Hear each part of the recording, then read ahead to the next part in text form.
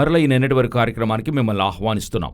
ఈరోజు అతి ముఖ్యముగా ఇస్రాయేల్ ఇరాన్ వార్ యొక్క మరొక ఘట్టం అంటే 3.1 చెప్పొచ్చు, అది స్టార్ట్ అయింది. ఏమిటన్నది చూడబోతున్నాం. రండి కార్యక్రమంలోనికి వెళ్దాం.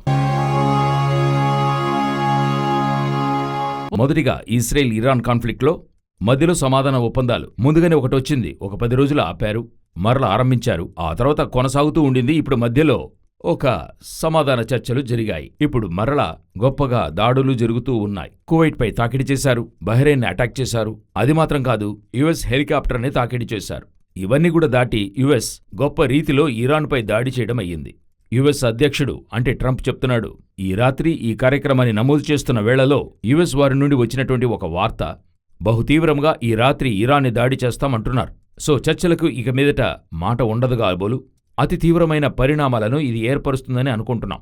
వీటికి మధ్యలో ఎర్డోగన్ టర్కీ అధ్యక్షుడు చెప్పిన స్టేట్మెంట్ చాలా ముఖ్యమైన స్టేట్మెంట్. ఆయన ఏం చెప్తున్నాడంటే, ఇస్రాయెల్ని కట్టడి చేయండి, ప్రపంచ దేశాలు మౌనముగా ఉండొద్దు. ముందుగానే వారు సిరియా, లెబనాన్ని దాడి చేశారు. ఇది టర్కీ వారికి అయినటువంటి ఒక హెచ్చరిక లాంటిది.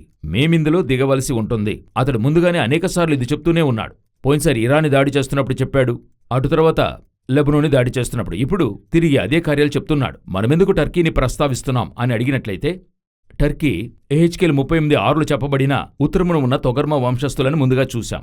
సో ఇప్పుడు ఈ ఇస్రాయేల్ ఇరాన్ వార్ మరో ఘట్టానికి వెళ్తుంది. మనం ముందుగానే చెప్పినట్టు రష్యా మాత్రం లోనికి వచ్చే దాంట్లో బాకీ ఉంది.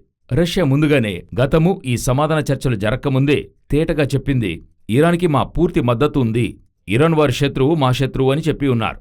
సో ఇప్పుడు ఫ్రెష్గా స్టార్ట్ అయిన మరో ఘట్టపు దాడులు ఇంకా మోసమైన పరిణామాలకు చోటు చేసుకుంటుందని చూస్తున్నాం.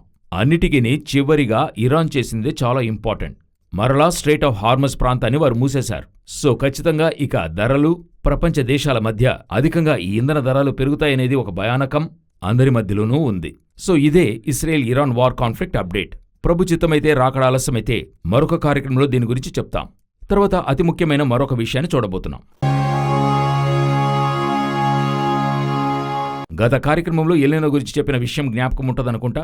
సో ఈ ఎల్నినో యొక్క తాకిడి ఇప్పుడు మరొక అతి మోసమైన స్థితికి వెళుతుందని వాతావరణ సంస్థ WMO అంటారు, వారు అనౌన్స్ చేశారు. ఇప్పుడు దాని ప్రకారంగా వచ్చే జూలై మాసంలోగా 70 నుండి 80% ఇంక్రీస్ అవుతుంది.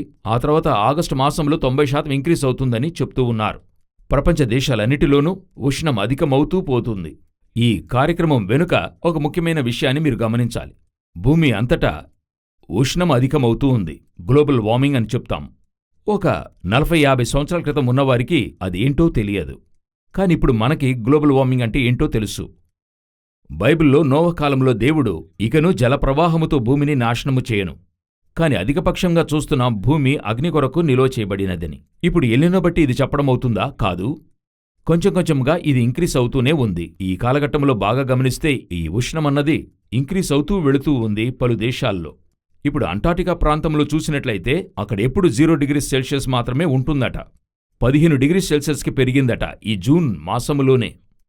పలు వాతావరణ శాస్త్రులు ఇది నమోదు చేసి చెప్తున్నారు, ఇది చాలా డేంజర్. 15-20% అధికంగా ఉంది. మైనస్ ఉండాల్సిన చోట 15 డిగ్రీస్ సెల్సియస్ ఇంక్రీస్ అయింది. సో ఇటువంటి ఒక కాలాన్ని మనం చూడలేదు. ఇక భూమి చాలా అధికంగా అగ్ని కొరకు నిల్వ చేయబడింది. దీనితో పాటు యుద్ధాలను కూడా యోచించండి. అన్ని దేశాలు యుద్ధము చేస్తూ ఉన్నాయి. బాంబు తాకిడీలు రష్యా యుక్రెయిన్ కానివ్వండి, ఇరాన్ యుఎస్ కానివ్వండి, లెబనాన్ ఇస్రాయెల్ కానివ్వండి, అదిలా ఫిలిప్పైన్స్ ప్రాంతంలో చైనా వారి నౌకలొస్తున్నాయి అదే అయినా కానివ్వండి, వీళ్లు చేస్తున్న బాంబు తాకిడీలన్నీ కూడా మరల ఉష్ణాన్ని పెంచుతూ ఉంది. సో భూమి అగ్ని కొరకు నిలువ చేయబడుతుందనే విషయమే నిదర్శనమైన నిజము. 2000 సంవత్సరాల క్రితము, 2500 సంవత్సరాల క్రితం చెప్పబడిన కార్యాలన్నీ స్పష్టముగా ఈ కాలఘట్టంలో నెరవేరుతూ ఉన్నాయి. ఈ గ్రహించే హృదయమే మనకిప్పుడు కావాలి. చెప్పింది జరుగుతుంది. ఇది చివరి కాలము.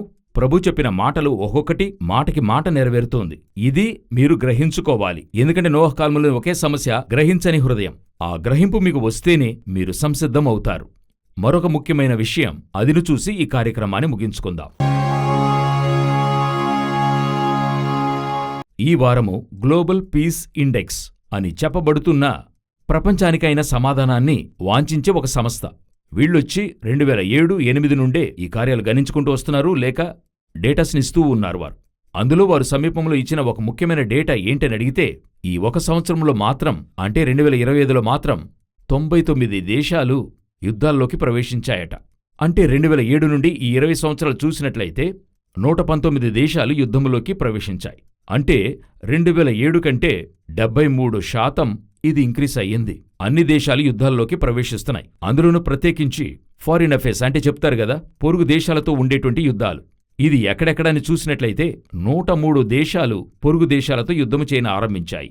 బైబిల్లో మత్తయి 24వ అధ్యాయంలో ప్రభు చెప్తాడు, ఈ యుగ సమాప్తికైన సూచనలు ఏవని అడిగినప్పుడు జనము మీదికి జనమును, రాజ్యము మీదికి రాజ్యమును లేచును అంటాడు. 2008లో 59 దేశాలు పొరుగు దేశాలతో సరిహద్దు పోరులో ఉండే. అయితే ఇప్పుడు 2026లో 103 దేశాలు ఆ విధంగా ఉన్నాయి. అప్పుడు బాగా గమనించారంటే ఇది జనం మీదికి జనమును, రాజ్యం మీదికి రాజ్యమును ఆల్మోస్ట్ మీకు ఒక డబుల్ వంతు ఇంక్రీజ్ అయ్యింది. అది మాత్రమే కాదు, ఈ 10 సంవత్సరాల్లో మాత్రం డ్రోన్ అటాక్ అంటే ఇప్పుడు డ్రోన్ అటాకే ఫేమస్గా ఉంది. 11,500 డ్రోన్ అటాక్స్ జరిగాయి. ఇది ఏ కాలంలోనూ లేనంతగా స్వీయ నియంత్రణ డ్రోన్స్ ఉన్నాయి. వాటంతటా అవే ఏఐ మూలముగా అవే స్థలాన్ని ఫిక్స్ చేసుకుని గురి చూసి దాడి చేసేటువంటి ఏఐ డ్రోన్స్ అన్ని కూడా ఇప్పుడు వచ్చాయి. ఇది ఒక విచారించేటువంటి వార్త. ఎందుకంటే ఒక స్థలంలో ఒకరిని తాకిడి చేస్తున్నారంటే కావాలంటే ఆపుతారు, కానీ ఇది అలా కాదు. అదే తీర్మానిస్తుంది ఏ స్థలాన్ని దాడి చేయాలి, ఎవరన్నది అదే తీర్మానిస్తుంది. ఇది ఎవరు కంట్రోల్ చేయలేని ఒక స్థలానికి వెళ్తుంది. అటు తరువాత 2025 సంవత్సరంలో మాత్రమే 1,81,000 మంది చనిపోయారు యుద్ధములో. అంటే యుద్ధము ద్వారా 1,81,000 మంది చనిపోయారు. ఇందులో ప్రపంచమంతటికీ ఈ సంఘర్షణ 99 దేశాలకు వ్యాప్తి చెందింది. పీసే లేదు. ప్రపంచమంతటిలో పీస్ అంటే సమాధానం లేని దేశాల్లో రష్యా కూడా వచ్చి చేరింది. క్రితము రష్యా వచ్చి ఒక సమాధాన దేశము అంటే ప్రజలు జీవించడానికి పీస్ఫుల్గా ఉంటుందంటారు. రష్యా, యుఎస్, తర్వాత ఇస్రేల్ ఇవన్నీ కూడా సమాధానము లేని అక్కడికెళ్ళి ఉండలేము అనే దేశాలుగా ఉన్నాయి.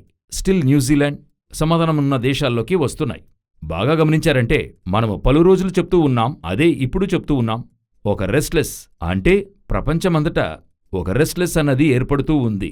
ఇది మీరు గ్రహించగలుగుతున్నారనుకుంటా. సో బైబిల్లో చెప్పబడిన అనేక విషయాలు, ఒకవైపు భూకంపము ఫిలిప్పైన్స్లో చాలా భయంకరంగా 7.8 మీరు చూసుంటారు, సునామీ అంతా. ఒకవైపు యుద్ధము, యుద్ధపు వార్తలు, ఒకవైపు లేచొచ్చే మృగము, సముద్రం నుండి వచ్చే మృగము యూరోపియన్ యూనియన్, మరొక వైపు జనం మీదికి జనము, రాజ్యం మీదికి రాజ్యం.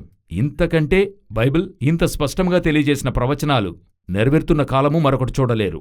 ఒకటి మాత్రం చెప్పి ముగిస్తున్నా, ప్రభువైన యేసుక్రీస్తు అతి త్వరలో రానై ఉన్నాడు. సిద్ధపడండి, సంఘాన్ని సిద్ధపరచండి, కుటుంబాన్ని సిద్ధపరచండి. ప్రభువును సంధించే కాలం సమీపం అవుతుంది. రాకడ ఆలస్యమైతే మరలా కలుసుకుందాం. God bless you.